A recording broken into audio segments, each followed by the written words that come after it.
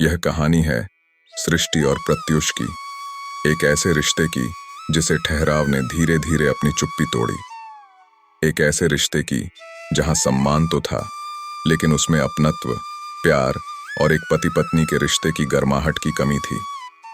एक रिश्ते में जहां हर बात सलीके से होती थी, मगर कहीं न कहीं उस सलीके में दिल से जुड़े होने की कमी थी। और फिर एक दिन इस रिश्ते ने एक मोड़ लिया जिसने सब कुछ बदल कर रख दिया। आइए जानते हैं वह मोड़ कौन सा था जो इस रिश्ते को सच्चे प्रेम और अपनत्व के रास्ते पर ले आया।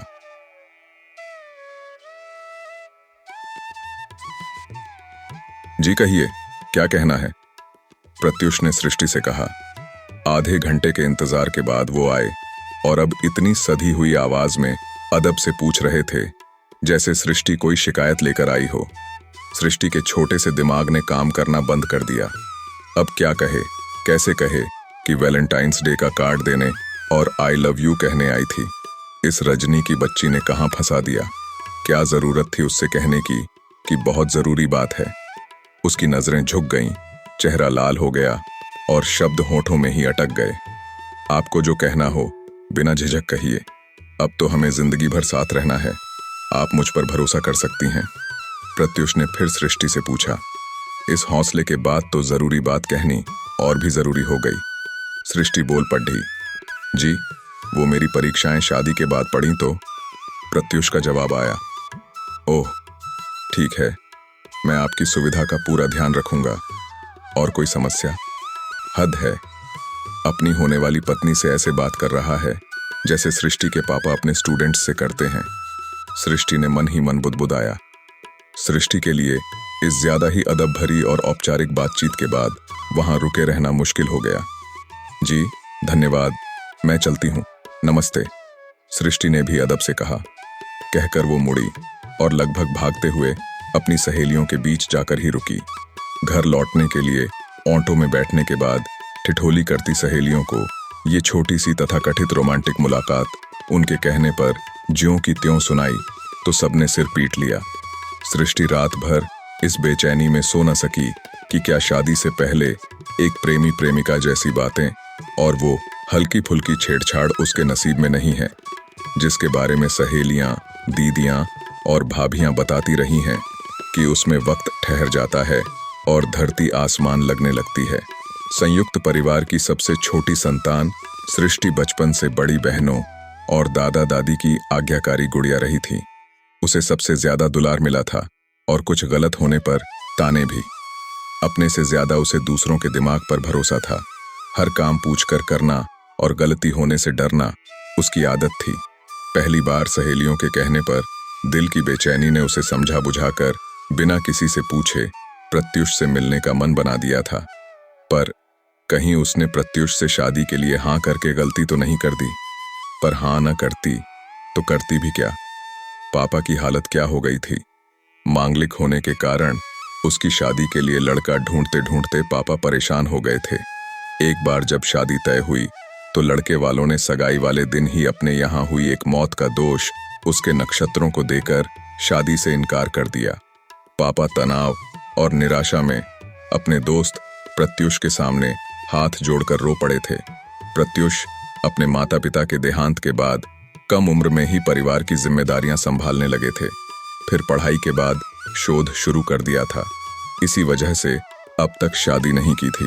थे तो वे पापा से बहुत छोटे, पर पापा से उनका मन और सोच इतनी मिलती थी कि दोस्ती गहरी थी। वे पहले तो खुद और सृष्टि की उम्र के 15 साल के अंतर के कारण झिंझके, पर अपने दोस्त की जिद के आगे झुक गए। जब सृष्टि के सामने ये प्रस्ताव आया तो वो चौंक गई, लेकिन जब दादी ने समझाया कि उम्र में ज्यादा अंतर होने पर पति पत्नी को ज्यादा प्यार करता है, तो उसने उन्हीं में अपने सपनों के राजकुमार को ढूंढना शुरू कर दिया।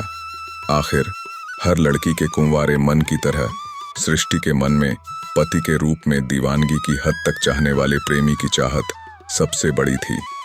पर शादी के बाद उसने प्रत्युष में सपनों का राजकुमार जैसा कुछ नहीं पाया।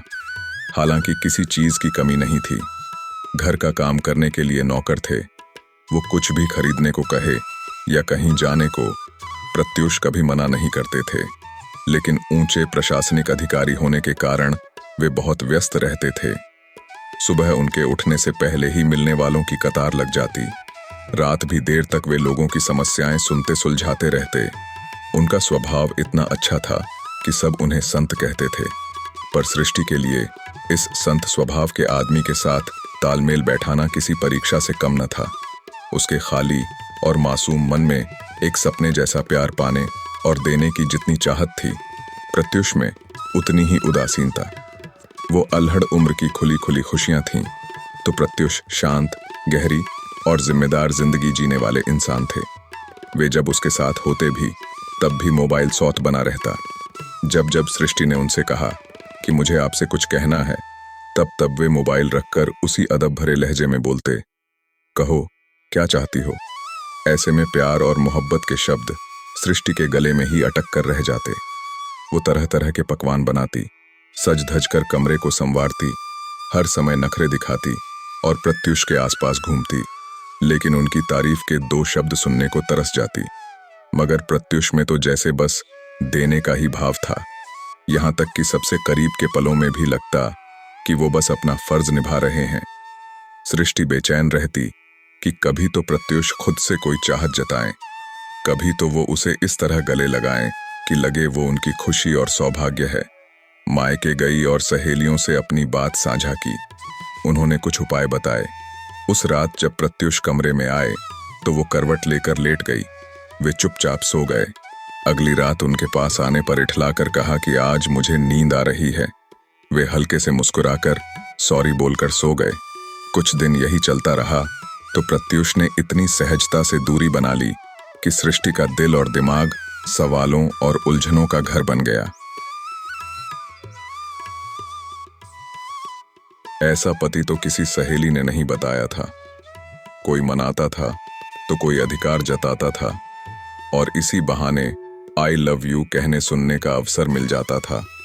लेकिन उसके छोटे से दिमाग के सामान्य ज्ञान के अनुसार ऐसा पुरुष तो हो ही नहीं सकता था जो शादी के कुछ महीनों बाद बगल में अस्त व्यस्त वस्त्रों में लेटी इतनी खूबसूरत पत्नी से यूं दूरी बनाकर सो सकता हो, वो भी इतने दिनों तक। कहीं प्रत्युष उससे नाराज तो नहीं। ये जानने के लिए एक दिन उसने नारी सुलभ लज्जा त्यागी तो पाया कि वे नाराज नहीं थे, बस उसे उसकी इच्छा के विपरीत तंग नहीं करना चाहते थे। इसके बाद यह नियम सा बन गया कि वे तभी उसके करीब आते जब वह पहल करती। उनसे प्यार का इजहार करवाने का यह तरीका भी उल्टा पड़ चुका था। फिर एमए का परीक्षा फल आ गया और प्रत्युष ने बिल्कुल पापा के अंदाज में पूछा, अब आगे क्या करना है? हे भगवान, पोस्ट ग्रेजुएशन के बाद अब क्या पढ़ाना चाहते हैं ये? क्या यह पढ़ाई अब भी पीछा नहीं छोड़ेगी? मन ही मन सोचकर सृष्टि कुड़ गई। जब 2 दिन में तीसरी बार प्रत्युष ने वही सवाल दोहराया तो उसे बोलना जरूरी हो गया। जी, मैं कोई तकनीकी शिक्षा लेना चाहूंगी। मुझे घर सजाने का बहुत शौक है। वेरी गुड, बिल्कुल पापा के अंदाज में उत्तर मिल गया और इंटीरियर डिजाइन के कोर्स में प्रवेश दिलवा दिया गया। बड़े ही सपाट तरीके से यह भी बता दिया गया कि जब तक वह आत्मनिर्भर नहीं हो जाती, बच्चों का दायित्व नहीं उठाया जाएगा। कॉलेज छोड़ने लेने जाने के लिए कार और ड्राइवर नियुक्त कर दिए गए। चुलबुली सृष्टि के मन के पिंजड़े में बंद ख्वाहिशों को कॉलेज में जाकर नए पंख मिल गए। कई साथियों का एक समूह बना जिसमें लड़के और लड़कियां बराबर थे। कैंटीन में मस्ती, कभी कैफेटेरिया तो कभी शॉपिंग मॉल उनकी दिनचर्या का हिस्सा बन गए। जब वे सृष्टि से साथ चलने को कहते तो उसका मन तो बहुत होता, लेकिन प्रत्युष से पूछे बिना वह कहीं नहीं जाती थी। इसीलिए हर बार उनसे फोन करके पूछती। वे कार्यालय में काम करते हुए हर बार फोन पर हाँ कर देते। भोली और बातूनी सृष्टि के दिल में वैसे भी कोई बात टिकती नहीं थी। एक बार हंसी हंसी में अपनी नई सहेलियों से प्रत्युष की निर्लिप्तता का जिक्र किया तो उन्होंने बिल्कुल नया और नायाब तरीका सुझाया, उन्हें पुरुष मित्र की बातों से जलाने का। बस फिर क्या था, काम शुरू हो गया। सबसे हंसमुख साथी अंकित का जिक्र रोज प्रत्युष से किया जाने लगा। कॉलेज में जब उसका समूह हंसकर सेल्फी ले रहा होता तो वह जानबूझकर अंकित से सटकर खड़ी होती। घर पर भी जब सबको बुलाया तो अंकित को बेस्ट फ्रेंड कहकर प्रत्युष से मिलाया।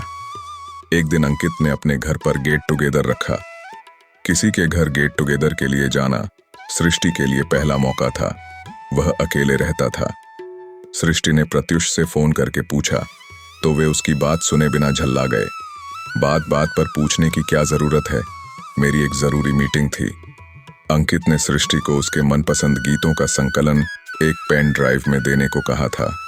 वापसी में सब लोग निकलने लगे तो उसने सृष्टि को पेन ड्राइव ढूंढने के लिए रोक लिया और एकांत मिलते ही सृष्टि को अपनी बाहों में कस लिया। हतप्रभ सृष्टि ने किसी तरह खुद को छुड़ाया और घर से बाहर निकलकर सड़क पर खड़ी होकर रोते रोते फिर प्रत्युष को फोन किया। घर का रास्ता, वह कहाँ खड़ी थी, उसे कुछ मालूम नहीं था। प्रत्युष ने उसका मोबाइल लोकेट करके उसे लेने पहुंचे तो वह सिसकते हुए रो पड़ी। अगर आज कुछ हो जाता तो मैं आत्महत्या कर लेती। सृष्टि के मुंह से शब्द कम निकल रहे थे और रुलाई की हिचकियां ज्यादा ले रही थीं। उफ, अब बस भी करो, हद होती है बेवकूफी की। खैर छोड़ो, मुझे जरूरी मीटिंग के लिए दूसरे शहर जाना है, 2 दिन बाद लौटूंगा। प्रत्युष ने पहली बार उससे झिड़क कर बात की थी। वह भीतर तक सहम गई। उसे लगा कि प्यार पाना तो दूर, अब उनका अच्छा व्यवहार भी उससे छिन गया। उसकी तो जिंदगी ही बेकार हो गई। वह आंगन में जमीन पर बैठ गई और वहीं बैठी रही। उसका ग्लानि से आरक्त चेहरा पूरी तरह झुका हुआ था। पलकों में जैसे बांध तोड़ने को आतुर सैलाब था। शाम होने लगी थी, तभी प्रत्युष के कोमल स्वर कान में पड़े, अंदर नहीं चलोगी? सृष्टि के आश्चर्य का ठिकाना नहीं रहा। आप तो, तुम्हारे आत्महत्या वाले शब्द कानों में गूंज रहे थे। तुम्हें डिझड़कने की ग्लानि भी थी मन में। बीजू काका ने फोन करके तुम्हारी हालत बताई तो मुझे रह नहीं सका, कार वापस मुड़वा ली। मीटिंग तो पूरी जिंदगी करता रहूंगा, पर तुम्हें कुछ हो गया तो तुम्हारे बिना कैसे जीऊंगा, कहकर उन्होंने अपनी बाहें फैला दी। सृष्टि ने चौंक कर अपनी आंखें प्रत्युष की आंखों पर टिका दी। यह क्या कह दिया आपने? कहीं उसके कान तो नहीं बजने लगे? लगभग साल भर से उसकी 1000 कोशिशों के बावजूद प्रत्युष ने जो नहीं कहा था वह आज कह दिया था। उसकी पलकों का सैलाब बांध तोड़कर बह चला। वह दौड़कर उनके सीने से लगकर सुबक पड़ी। मुझे माफ कर दीजिए, मैंने आपसे अंकित के बारे में जो कुछ पहले भी कहा था वह आपको जलाने के लिए था। वह मेरा बेस्ट फ्रेंड नहीं है। मुझे आपका प्यार चाहिए था बस। मैं बुद्ध हूं मगर चरित्रहीन नहीं।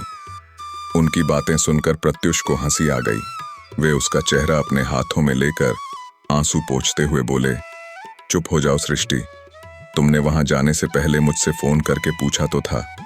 तुमने यह कैसे सोचा कि मैं तुम्हें चरित्रहीन समझूंगा? इंसान की इतनी पहचान तो है मुझे, और तुम ऐसा क्यों सोचती हो कि मैं तुम्हें प्यार नहीं करता? तभी बीजू काका ने दरवाजा खटखटाया और उनकी इजाजत लेकर कॉफी रख गए। प्रत्युष ने सृष्टि को एक मग कॉफी देते हुए पूछा, बोलो सृष्टि, तुम्हारी कौन सी चाह मैंने पूरी नहीं की जो तुम्हें ऐसा लगा? वह चुप हो गई। क्या समझाए, कैसे समझाए? प्रत्युष फिर अपने प्रशासनिक अधिकारी वाले स्वभाव में आ गए थे। फिर से वही माहौल बन गया था जो उसे फरियाद लेकर आने वाले छोटे अधिकारी का बोध कराता था और उसके शब्द जुबान का साथ छोड़ देते थे। लेकिन तभी उसे लगा कि आज अगर वह झिड़क गई, लजा गई, तो यह अवसर जीवन में कभी नहीं मिलेगा। उसने धीरे धीरे बोलना शुरू किया, आपने मेरी हर चाहत पूरी की, मगर मुश्किल तो यही है कि मुझसे कभी कुछ चाहा ही नहीं। जब कोई हम पर अधिकार समझता है, जब कोई हमारे समीप्य से खुश और दूर जाने से दुखी होता है, हमारे छिनने के एहसास से डरता है, तब हम समझते हैं कि वह हमें प्यार करता है। प्यार वह है जो हमें किसी की नज़रों में दुनिया का सबसे महत्वपूर्ण व्यक्ति होने का एहसास कराता है। मैं आपके करीब आना चाहूँ तो आपसे कह सकती हूँ, मगर आपके मन में मेरे करीब आने की ललक हो, यह कहने की बात थोड़ी ही है।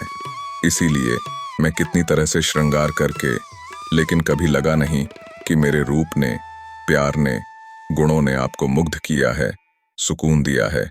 क्या मैं आपको सुंदर नहीं लगती, आपके योग्य नहीं लगती? कहते हुए सृष्टि ने अपनी निश्चल निगाहें सीधी प्रत्युष की आंखों पर टिका दी तो उसका सामना जीवन के सबसे सुंदर सच से हुआ, जो काम जमाने के बताए कई आड़े तिरछे उपाय नहीं कर सके थे।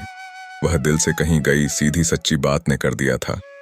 निस्पृहता का आवरण पिघलाकर व्याकुलता और प्रेम के ढेर सारे कोमल भाव प्रत्युष के चेहरे पर प्रकट हो गए थे। नहीं नहीं, सृष्टि ऐसा नहीं है, बल्कि प्रत्युष ने एक आकुल उमंग के साथ उसका चेहरा अपने सीने पर रखकर अपनी बाहों का घेरा उसके गिर्द कस दिया, फिर अपनी बात आगे बढ़ाई। सृष्टि, छोटी सी उम्र में जब मेरे माता पिता का देहांत हुआ तो तुम्हारे पिताजी की मदद से ही मैं पढ़ा और अपने छोटे भाई बहनों को पढ़ा पाया। मैं उनका बहुत सम्मान करता हूँ। तुमसे विवाह किया तो दिल में केवल उन्हें तनाव मुक्त करने की बात थी, मगर जब तुम अपने अप्रतिम रूप में भोग्या बनकर मेरे सामने आई तो मन ग्लानि से भर गया। उम्र के 15 वर्ष का अंतर मेरे मन को मथने लगा कि मैं तुम्हारी शिक्षा और विवाह का दायित्व लेकर भी तो तुम्हारे पिता को तनाव मुक्त कर सकता था। मैं तुम्हें छूता तो भी लगता कि अपराध कर रहा हूं, और न छूता तो भी। शायद इसीलिए तुमने मेरे भीतर कभी वह पिपासा नहीं महसूस की जिसके कारण इंसान शरीर की हदों को पार कर मन तक पहुंच जाता है। शायद इसीलिए मैं तुमसे भागता रहा, कभी तुम्हें समझने समझाने की कोशिश नहीं की। खुद की आत्मग्लानि कम करने के लिए तुम्हें हर खुशी देता रहा। तुम खुद को केवल भोग्या न समझो, इसलिए तुम्हें पढ़ाने के पीछे पड़ा रहा। पर तुम क्या चाहती थीं, यह समझकर भी नासमझ बना रहा। तुम तो नासमझ थीं, लेकिन मैंने भी तुम्हें कभी सतर्कता के नियम नहीं समझाए। मेरी पारखी नजरें समझ गई थीं कि अंकित कैसा व्यक्ति है, पर मैंने तुम्हें आगाह नहीं किया। जानता था कि तुम मुझे जलाने के लिए उसकी तारीफ करती हो और मेरे रोकने टोकने पर इसे मेरी ईर्ष्या समझकर खुश हो जाओगी। मैं समझ ही नहीं पा रहा था कि तुम्हें कैसे समझाऊं। तुम भी मुझे माफ कर दो सृष्टि, मैं तुम्हारा प्यार खोना नहीं चाहता। मन की गांठ खुल चुकी थी। वे एक दूसरे के पावन स्पर्श की गुदगुदाहट से विभोर हो रहे थे। यह उनके मन की सुहागरात थी। पूनम का चांद कुछ देर झीने पर्दे से इस आत्ममुग्ध युगल को निहारकर बादलों में छिप गया। कभी कभी रिश्तों में ठहराव ही एक नया मोड़ लाता है, जो हमें न केवल एक दूसरे के करीब लाता है, बल्कि हमें अपने भीतर की गहराइयों से भी परिचित कराता है। सृष्टि और प्रत्युष की कहानी यही सिखाती है कि प्यार, सम्मान और अपनत्व का सच्चा रूप तभी सामने आता है जब हम अपने दिलों की आवाज को सुनते हैं और एक दूसरे के दर्द और खुशियों को समान रूप से महसूस करते हैं।